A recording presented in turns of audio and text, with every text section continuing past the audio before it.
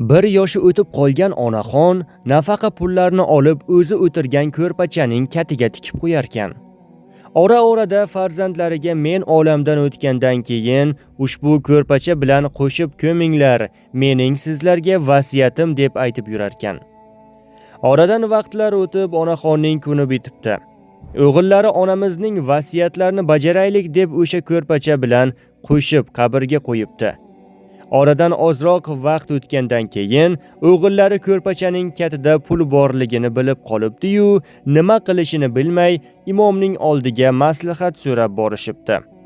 Bu voqeadan voqif bo'lgan imom bir seskanib tavba qilib, onaxonning gunohlaridan o'tishni Allohdan so'rabdi va o'g'illariga qabrni ochmaslikni maslahat beribdi. Agar qabrni ochsangiz, yana bir azab bo'lishidan ogohlantiribdi. Bu ishning farqiga bormagan nodon o'g'il ukasini olib qabrni ochishga boribdi va qabrni ochib ukasiga shu yerda qarab turishini buyurib, o'zi qabr ichkarisiga kiribdi. Ne ko'z bilan qarasaki, onasi o't bo'lib yonayotgan ekan. Shu zahotiyoq o'g'il imomning gapini esga olib, ortga burilibdi-yu, ukasiga qabrga kirmasligini so'rab, qabrni yopishni aytibdi.